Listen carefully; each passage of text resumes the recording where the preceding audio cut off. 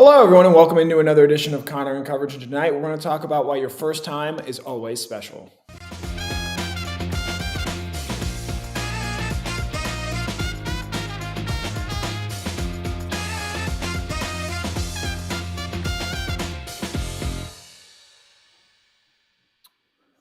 Hello, and welcome into another episode of Connor and Coverage. My name is Connor Riley. We do this just about every Sunday night here, talking the latest in Georgia football news, notes, updates, anything that really comes across the Georgia football wire. Obviously, not as busy last week with the NFL draft having wrapped up the week before.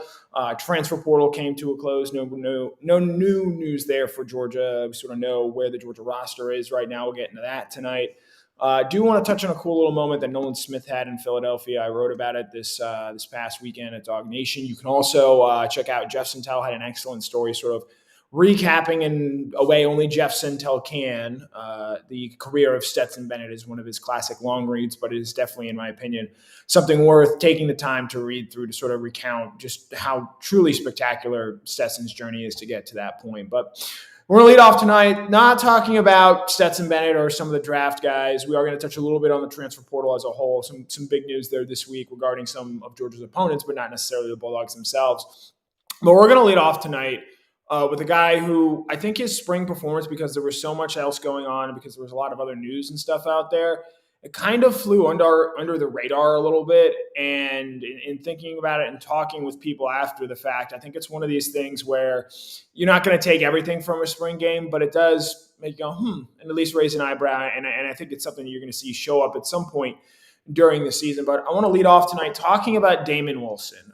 Damon Wilson is a 5-star edge rusher. He was the highest ranked player in Georgia's 2023 signing class. He was one of, I believe, 18 early enrollees with this 2023 signing class. And going into spring, I think he was one of the most interesting in the fact that he was playing a position where there was not a lot of depth at. Obviously, Nolan Smith and Robert Beal both get taken in the 2023 NFL draft.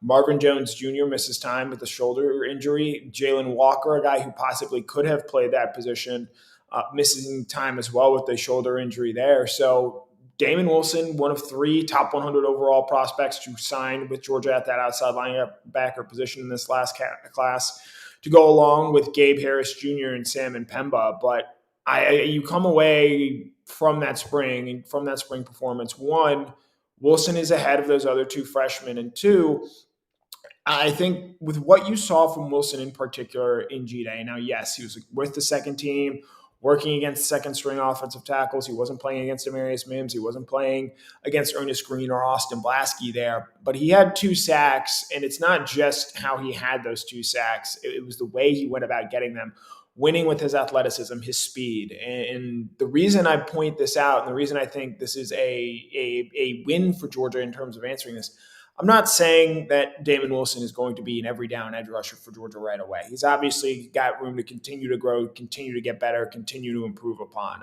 Kirby Smart was asked about Wilson and his performance after the G-Day game and said, hey, he's still young and he's got to keep getting better. But there is also the belief that they're going to be able to possibly help this season. And not with Bear Alexander's departure from the program, I think a lot of eyes, understandably so, went on Jordan Hall and what he as a 5-star freshman is possibly going to bring to this Georgia defense going forward. Raylan Wilson, the other 5-star defensive freshman that Georgia signed, had a pick 6 in that game, as well as a strong spring altogether there. And so as hard as it might seem, Damon Wilson flying a little bit under the radar here. But I think the thing to take away with the performance you saw from him this spring is not dissimilar to what you saw Jalon Walker do a year ago, where in the spring game, now Jalon Walker obviously wasn't the prospect that Damon Wilson is, and last year's defense was a little different, but Jalon Walker had some impressive moves and wins off the edge in Georgia's spring game a year ago. And I think it was something we talked about here. A lot of people filed away and said, maybe this is a guy that can play edge rusher situationally for Georgia. And lo and behold, over the course of the 2022 Georgia football season,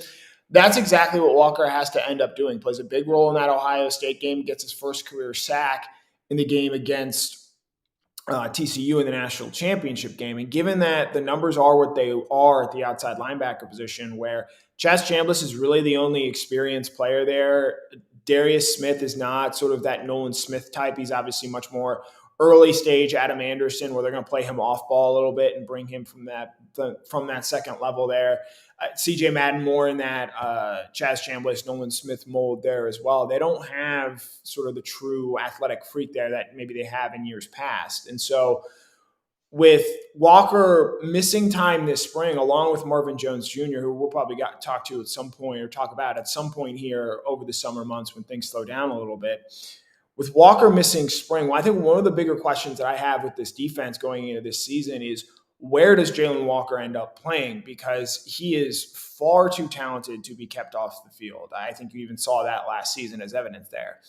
And so looking at the team and the defense this year, Georgia brings back both starting inside linebackers in Smile Munden and Jamon Dumas-Johnson. Now, Munden is dealing with a little bit of a foot/lower extremity injury, caused him to miss G-Day.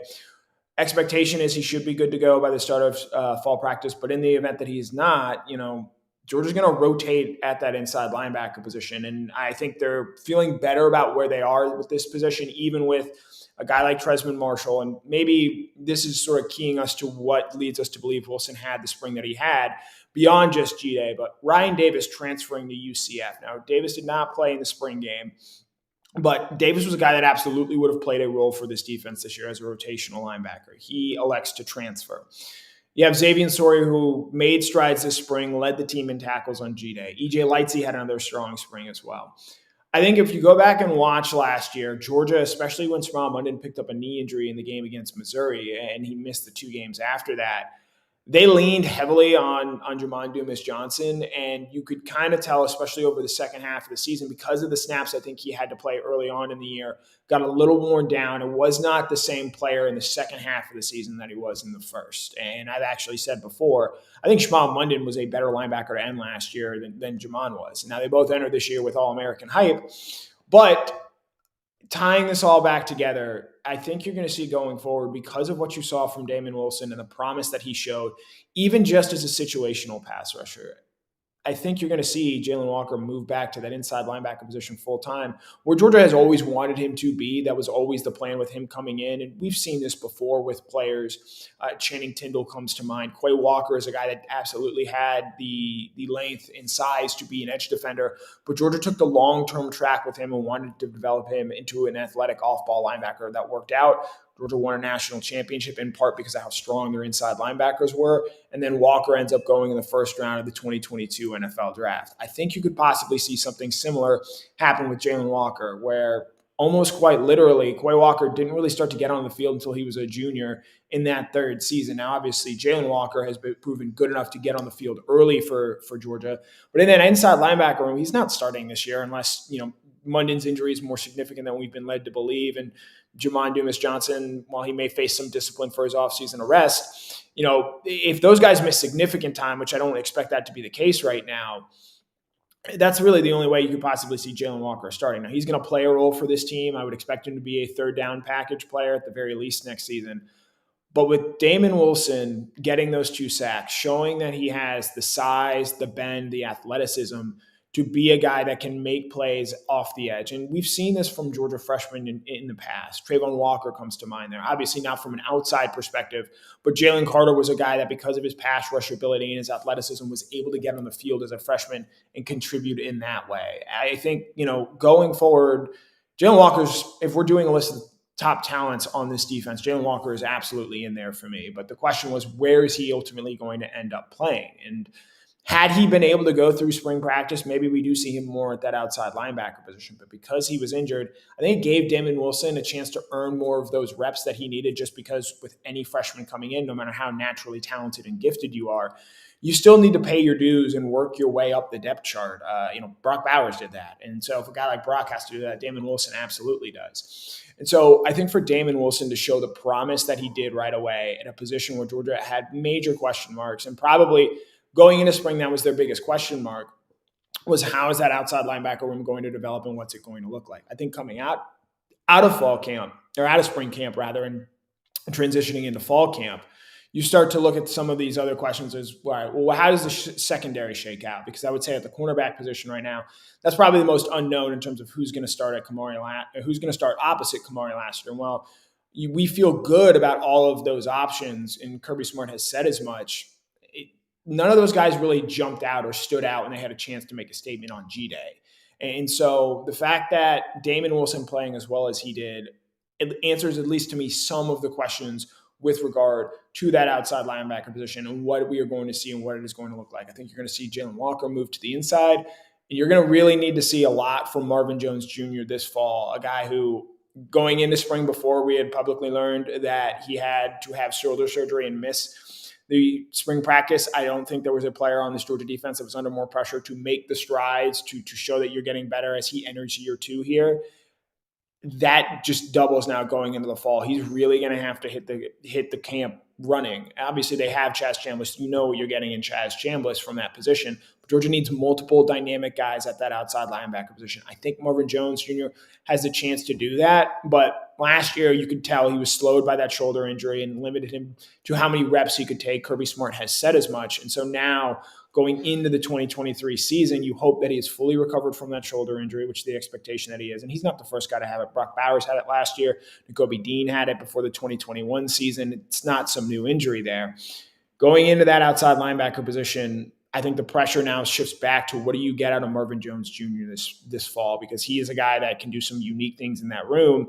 And if he's able to do that, there's less pressure on Damon Wilson, and Damon Wilson can right now just focus on doing the things that he is good at, which, as he showed in G-Day, getting after the pass rusher, being an athletic menace, and really making life difficult for an opposing quarterback and helping a Georgia defense that, as Kirby has said, he doesn't know if there's that true dominant force on the defensive line this year like there have been in years past, Jordan Davis, Jalen Carter last year, but they feel really good about the depth there. So we'll see what that ultimately ends up looking like. But I thought Damon Wilson, with the performance he had this spring and what we heard from him, I think was a really positive sign for his development and the outside linebacker position as a whole. So that's our first topic there tonight, talking about Damon Wilson, what we made of him this spring, how he sort of, I think, potentially unlocks some things for the Georgia defense going forward, what that ultimately looks like there.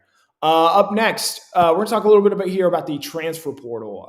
Transfer portal is closed except for graduates at this point in time.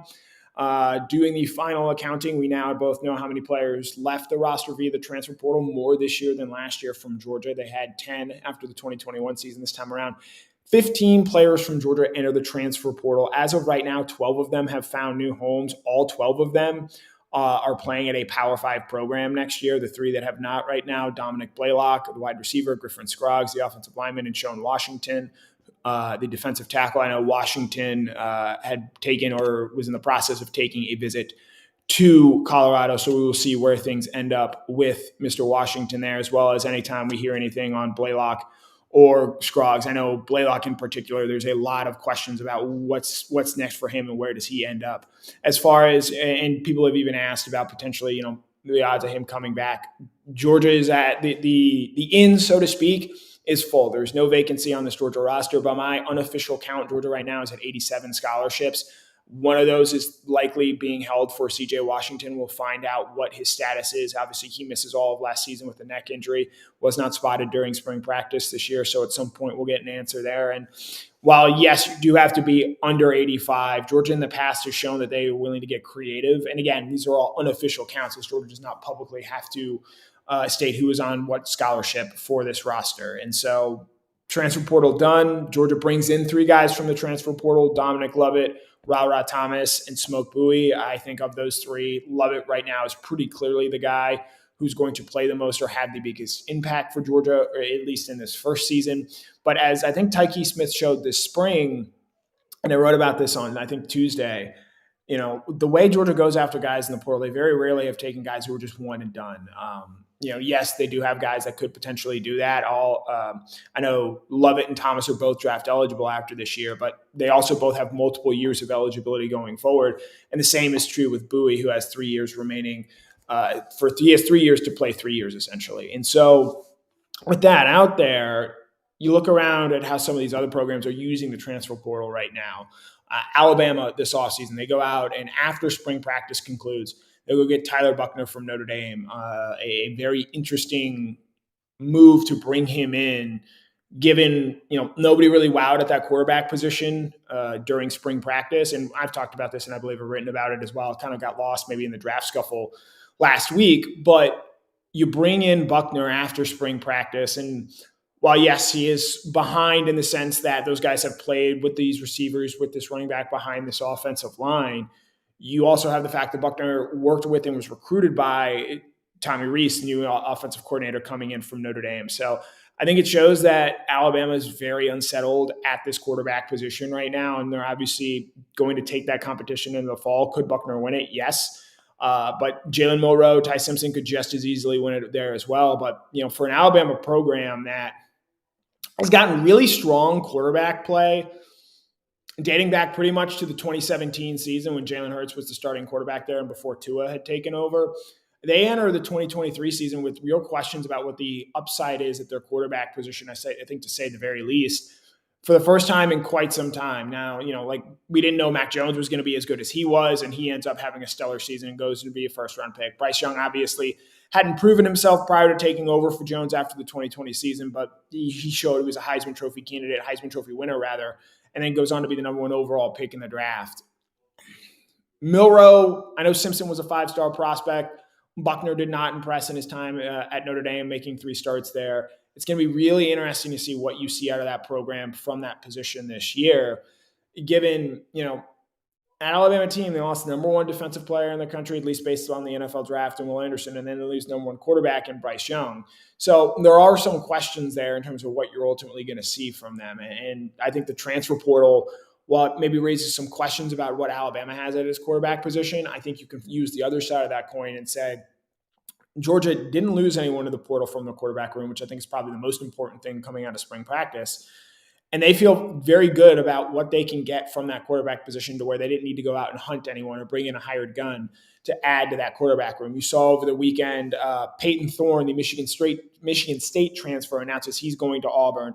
Today, Auburn also picks up a wide receiver transfer in Caleb Burton from Ohio State.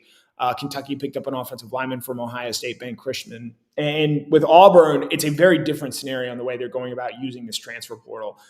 First-year head coach trying to flip the roster, I think, and while I don't necessarily, would say advocate to do it to the extent that Deion Sanders has done this, I think you've sort of seen with some of the struggles that Billy Napier had in year 1 at Florida, be aggressive in terms of trying to flip your roster and trying to get as much newness in there and as many guys that you think can help right away, as opposed to maybe waiting. Because I think, as you've seen with Napier, you end up waiting. And look, the reality is, in this day in college football, Lincoln Riley went to USC, turned that program around in 1 year. Sonny Dykes, year 1, goes to a national championship game at TCU. I know it's the SEC and it's different. And Napier inherited a not great roster situation from Dan Mullen. Dan Mullen did Billy Napier no favors. I think Napier very clearly, is going to start to run out of run rate quick here, because for only so long can you not so subtly say, this roster was in a good place and we're going to have to build slowly. Because, look, the schedule gets difficult for Florida this year, and when Texas and Oklahoma join the league, it's only going to get more difficult going forward. And so I think one of the things you're seeing with this transfer portal now is, especially with first-year coaches, it pays to be aggressive, even if all those guys don't work out. Because I think, as we've all talked about here, and you can see with some of Georgia's transfers in year past, for every Darian Kendrick, you look back at the 2021 portal haul that Georgia brought in, the last time they brought in anyone from the transfer portal, they brought in 3 guys. Darian Kendrick, year 1 instant starter, started every game at cornerback, MVP of the Orange Bowl, great player for Georgia, goes on to be an NFL draft pick taken by the Rams in the 6th round. Hit. Easy. Worked out well. Arik Gilbert, on the other hand, did not. 1 career touchdown catch in a win against Vanderbilt this year. I think 2 career catches for Georgia.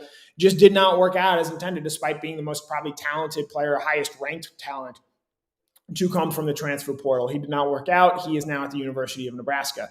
And then you have Tyke Smith, who for the first 2 years at Georgia, I would say, did not hit that box of, being an instant contributor, being a guy that helped that team, made a difference on that team. Going into his 3rd year in the program now, he is positioned to do that. And based on the spring he had, I think it shows that that's why Georgia takes guys that have long runways, that can help and have multiple years to not just possibly contribute, but ingratiate themselves in the Georgia program so they know what to do and they can get better and get to a place where they can contribute at some point during their collegiate careers. And so Tyke Smith, entering his 3rd year, seems primed to do that at the star position for Georgia. So Transfer portal year 2 in terms of these windows. Obviously, I think the first window is a bit more chaotic. You see a guy like A.D. Mitchell enter the transfer portal there at the end. It was a very, chaotic couple of days at the end of that first portal window, especially I think going forward now. This is maybe one of the things that we didn't necessarily anticipate the first time around. With the SEC having a transfer portal deadline, excuse me, I got something in my teeth there. With the SEC having a transfer portal deadline of interconference transfers, meaning guys that can transfer from within the SEC, by February 1st, you might see more players enter next year, especially from SEC schools, knowing that they can possibly end up at other SEC schools. Because, we'll be honest here. If Brock Vandagriff had the ability to go to an Auburn, if he had the ability to go to a Florida after spring practice, maybe he does end up looking at that and considering that option. But that wasn't afforded to him, and so thus he's going to elect to remain at Georgia, continue to compete for this Georgia starting quarterback job while also improving and getting better there. And so now going forward that with that SEC transfer restriction, you might see more guys enter early, but from an SEC perspective, things are probably going to be a bit more tame going forward in terms of who goes where. I think Bear Alexander's transfer is probably a little bit of an outlier in terms of the timing of when it was made. I think more traditionally, you're going to see a guy like Bear Alexander in that situation. He's going to enter in January, and Georgia's going to understand that, and that's the way of the world. And if you're Georgia, I think, and Kirby Smart has talked about this before, and there's no way to predict this and explain how to prevent against things like this, but recruiting guys that fit your culture and aren't going to want to transfer out of it or leave, especially at a place like Georgia where early playing time is fairly uncommon and it's not something that can be promised. It is something that has to be earned, given Georgia recruits so very well. And while Bear Alexander is a really talented player, there are a lot of really talented players in that Georgia defensive line room. And for him to expect to just be given the role that Jalen Carter had last year, I think explains why Georgia didn't exactly try to keep him coming out of spring practice. So some thoughts there on the transfer portal, not just Georgia's, but Florida, Auburn, Alabama, a couple other programs there as well in terms of how they use the transfer portal and what it means there. Before we take questions tonight, there was a really cool video this week. And I'm not sure how many people saw this because I don't know how many people are following Nolan Smith, Philadelphia Eagles, but Nolan Smith had a rookie minicamp press conference. And I'll take you inside baseball here. Sometimes I do get recognized out, when I'm either on game days or when I'm out and about in Athens, grocery stores, things like that. And people come up to talk to me, and it's awesome. Like, you're Connor Riley from DawgNation. And I get recognized. And I'll be honest, I hate it. I absolutely hate it. I never know what to say. I'm really appreciative. I'm just, sort of an introverted person anyway. And so if I look like I'm just like sort of deer in the headlights, it's because I kind of am.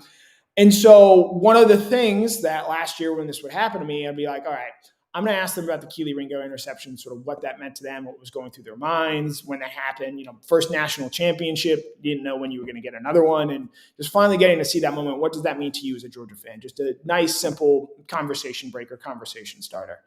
And then Georgia wins another national championship this year. Absolutely thrilling moment. People loved it. Got to be in the stands a little bit in the fourth quarter because the game was such a blowout. And also there wasn't the, whole COVID pandemic thing going on at that point in time. And so it was really cool just to see, fans get to celebrate that. But one of the things that I sort of wondered in the months coming out of that is, does that first championship, does it maybe lose a little bit of its shine just given Georgia just won another one, and maybe eventually you start stacking all these national titles, as I think Kirby Smart will, even if he doesn't necessarily win a third one in a row. I think Georgia's going to continue to contend for a national championship every year and probably win a few more. I sort of wondered, does that first national title, what does that title mean long term in terms of specialness to obviously the players that played in it, the guys that were a part of that and built that championship winning moment, but I think to the fans as well, because look, as great as a 65-7 win was, I think going forward, we're going to remember that Alabama win and that game and that moment a lot more fondly than just blowing out TCU. And I want to give credit to Nolan Smith here. I'm sure he'd been asked about it at some point during his Georgia career. I would hope that he would have. But at his press conference, obviously Philadelphia,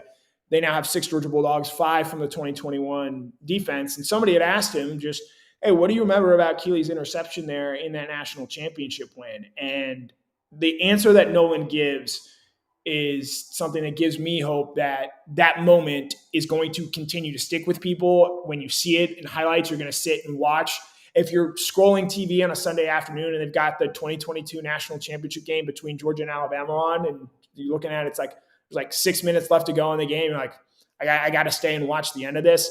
Nolan Smith talking about that Kelee Ringo interception is a really cool moment. I just want to make sure people out there saw it, because I think his answer here explains why that moment is so significant to so many people, both inside the Georgia football program, but I think to fans outside of it as well. What do you remember about his game-sealing interception in that national championship game? Man, I could relive that moment all day. I remember me coming off a pass rush move. I thought I could have dipped more, and all I seen was Kelee go in the air. I said, Lord, let him come down with this ball. And then he came down with it, and then I realized he ain't going down. I say, oh, yeah, it's time to ride. So, the first mindset of a defensive player, oh, yeah, I'm about to go catch me a body.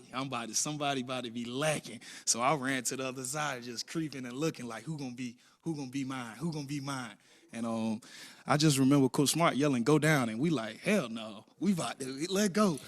Everybody's saying, no, Kelee, don't go down. And that's just one of those moments, like, and I say that's that connection piece, just because I'll pull harder for Kelee, just for what he did for me. And he may never know that, like, other than when you ask that. So, man. Yeah, man, I thought that was just a really cool moment for Nolan to get to expound upon that and say that. And I thought it was a really cool moment for him to share. And I just want to make sure Georgia fans see that, because I think going forward, like, I'll remember that moment, the reaction my friends had to it, and just the coolness of seeing that moment play out. Because Kelee, as Nolan pointed out, as Kirby wanted, Kelee could have gone down. It would have been an interception over Bryce. It would have been cool. But I think the fact that he returned it for a touchdown, the fact that it's it's the most iconic play in Georgia football history in my mind, I think that's just really, really cool. And so, for Nolan to really, I think, vocalize that, and something that I probably felt for a while, was just something cool to see. And I wanted to make sure, people out there saw it. Obviously, I'm a big fan of Nolan. I will miss interviewing him. I thought he always provided great insight, a real thoughtful speaker, and you see that there on display in his interview with the Philadelphia Eagles. So, wrapping up our third little subject there, just talking about the Kelee Ringo pick six and whatnot and everything that still means to people going forward. And I touched on earlier, people coming up to see me. If you see me, come say hey. We'll chat. I'll try and not be awkward, and we'll make the best of it. So, with that, we're going to open up some thoughts, some questions, anything you guys want to talk about here. We'll probably go 5-10 minutes off tonight. Let's see. Some good things pouring in already. Jack Marino. Yeah, Nolan, look, and this maybe gets lost a little bit. Like, obviously, he was a huge leader for this program in 2022. But he was a real vocal guy in that 2021 team as well that played a really instrumental role there. And replacing that, like Jamon Dumas-Johnson is that vocal guy. He's going to be the guy that holds other players accountable. That is that vocal leader that you look for. And that's to be expected going forward. I don't want to say he's going to fill Nolan's shoes, but that role of being the loudest voice in the room, that's going to fall to Jamon. And I know players know and respect what Jamon has to say. And when he speaks, they listen. And so that role in that sense is going to be replaced by Jamon Dumas-Johnson. And they're going to need other guys to step on that defense as well. I'm interested in seeing what that secondary looks like. Because Chris Smith, I think, was an equally important leader there. Javon Bullard seems like the guy taking up that role. And we're going to have to see more from Malachi Starks. We're going to have to see more from Kamari Lassiter. But, there are quite a few leaders that need to be replaced, as does everyone on there. Francisco asking, why did Brock decide to stay? I think there are a couple of reasons for that. One, I know Brock loves it at Georgia. His family is close by. There's value in that. I know that he is graduating in the fall, and my understanding is that it is much easier to move around and transfer once you have that graduate degree, as opposed to, I think you've seen in some instances, guys intend on transferring, but then they don't have their academics in the place that they need to be. And it scuttles up the transfer. That is the purported reason why Grayson McCall, the Coastal Carolina quarterback, did not end up transferring to Auburn. So I think that is something to keep in mind there, as well as, look, and we've said this before, Brock may not win the job. I think Carson is the guy that I would say right now is going to be Georgia's starting quarterback to open the season. But by no means does that mean that Carson Beck is going to finish the season. There could be injuries. There could be poor play. I mean, you just have to go back and look at the not-so-distant past, the 2021 season, when JT Daniels, there was no quarterback controversy to so to speak of throughout that entire offseason. He gets hurt in fall camp, gets hurt in the game against Clemson. Stetson Bennett comes in and starts. Stetson keeps practicing well. JT Daniels comes back. He gets hurt again. And Stetson, well, sure, there were some ups and downs during that first season, sticks with it, and ultimately leads Georgia to a national championship that season. So I think Brock also does recognize the value in, hey, I can be a QB too, but at a place like Georgia where I'm going to get reps, you saw Carson get reps last year. I think with Georgia's schedule being as soft as it is, there's the potential to see Brock get some real reps this year. And so I think that's something to keep in mind there as well. And look, Stetson Bennett in 2022 is a bit of an outlier in terms of being able to stay healthy and play every single game for Georgia, because that wasn't the case in 2020, and that wasn't the case in 2021 either. So there's still, I think, a lot of value in being a quality backup at a big name program like the University of Georgia. Kyle McCord is another example at Ohio State, waiting multiple years behind C.J. Stroud to get on the field there for the Buckeyes, and that's potentially going to benefit him if he is named the starter there. So something there to watch with regards to why Brock Vandagriff ended up staying. William, I think this is one of the bigger questions, and I don't know how great you can feel about it. Will Kendall Milton stay healthy enough to carry the offense in 2023? I believe right now Kendall Milton is the most talented running back on this team. And unfortunately for him, the biggest question is just availability. Is he going to be able to hold up over the course of a 15-game season? He has not yet been able to do that in his college career. He flashed a lot of talent and playmaking ability. He's a guy that I thought played really well down the stretch of last season after he came back from his groin injury. But look, he's had 2 knee injuries. He had a groin injury last season. He had a hamstring injury that knocked him out this spring. And while he's fully healthy entering fall camp, we just haven't seen enough from him to really trust that. And look, Dejon Edwards is a guy that battled injuries both last year and then this spring as well. Branson Robinson, by all accounts, had a great spring, but then he unfortunately picks up an injury to end fall camp there and doesn't get a chance to, I think, really cap off a strong spring in G-Day. Andrew Paul, coming back from that knee injury, sounds like he's 100% right now, but Kirby Smart has also said he's essentially a freshman again because of so much he didn't get to go through due to the timing of his injury last year. So I don't know if Georgia's going to be able to rely on just a single running back next season. And they've almost also never done that under Kirby Smart, even when having really talented running backs. The only time they really truly tried to lean on one guy was DeAndre Swift, and he ends up getting hurt in the 12th game of the year against Georgia Tech, was compromised against LSU, and really couldn't do a whole lot. So I think you've seen in the past why Georgia's been hesitant to lean on one running back, and given what we've seen from this running back room this spring, I don't think you're going to see that this fall. Let's see. Randy Hall, this is going to be one of the interesting questions that we couldn't answer in spring practice, and it'll be answered this fall. Peyton Woodring arrives this summer as a summer enrollee, freshman kicker that Georgia signed. They bring back Jared Zirkle for another season. I believe Liam Badger was his name. He made a 51-yard field goal in the G-Day game, a transfer from Kennesaw State. Look, I'm not going to pretend to know a whole lot about the kicking battle, but they've got 3 guys there that are competing for that job. If I had to make a guess right now, I'm going to lean Woodring, a kicker from Louisiana, has a powerful leg. Georgia brought him in on scholarship in this class, knowing there's a chance that Jared Zirkle stuck around for another year potentially. And I think as we've seen from Kirby and as you've heard Jeff Sentell say, they don't intend to really waste scholarships when they hand those out and when they go get those guys. So I think that sort of leads me to believe, along with the fact that Zirkle had a chance to win the job and replace Rodrigo Blankenship, and he just didn't. And it's a credit to Jack Podlesny for holding down that job and never relinquishing it. But I think going forward, Zirkle is going to have to prove, because he did miss an extra point in the spring game. He's going to have to prove that he can be trusted as a kicker, because he hasn't done that yet. And so because I just haven't seen that and heard that enough consistently, that would lead me to, even though we've never seen him kick in a big moment, would sort of lead me to believe that it's going to be Woodring. Let's see, maybe 1 or 2 more questions before hopping out here for the night. Let's see. Gregory and Tanisha Davis.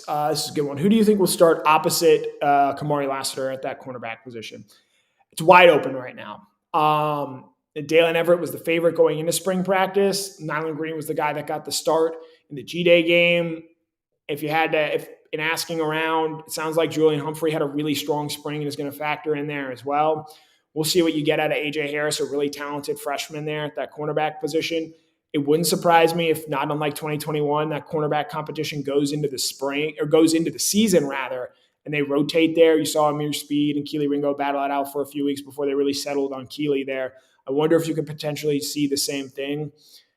If I had to guess right now, I'd say they go Dalen to start, given he was the number 3 cornerback last year, the upside, the physicality that he brings to that position.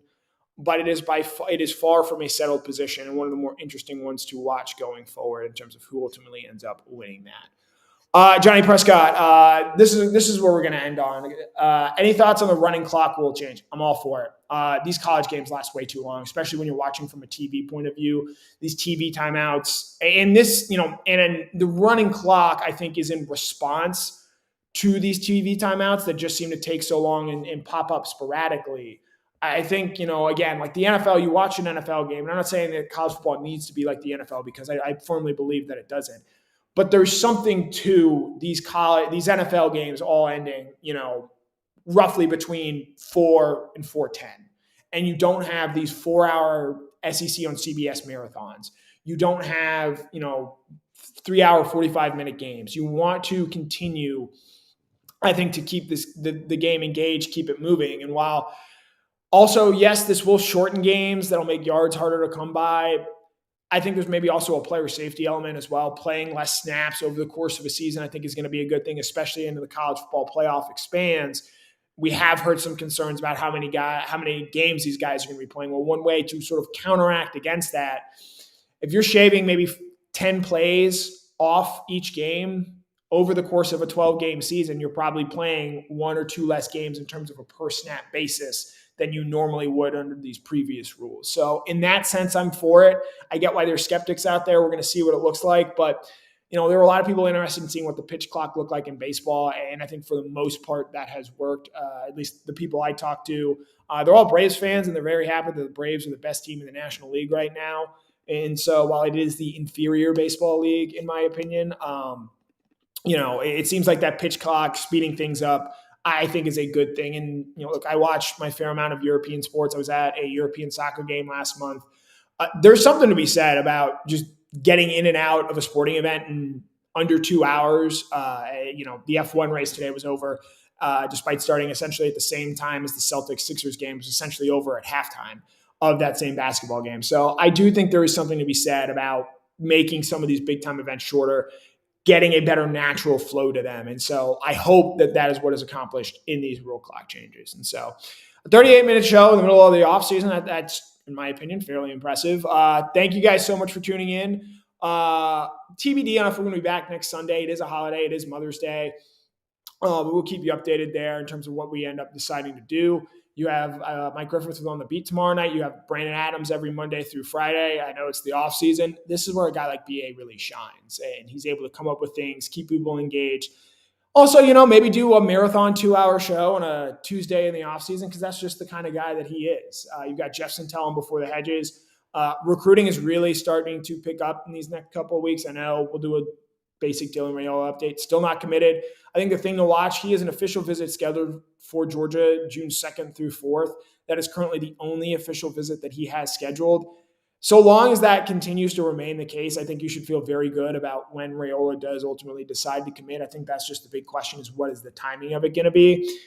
If he starts to take an official visit to USC, an official visit to Nebraska, I think at that point, maybe this recruitment seems less of a slam dunk than we thought it was, I guess, whenever it was purported that he was going to at least be committing some point soon. So there's a Raiola update. Jeff Santell, I'm sure, is going to give you way more in depth on that, especially as we approach the very important month of June in terms of recruiting. He's also going to be going around seeing a bunch of these kids at high school practices this week across the state of Georgia. So that's something to keep in mind there as well. So busy week up ahead. We've got plenty more coming for you. Thank you guys so much for tuning in. My name is Connor Riley. This has been a DawgNation production.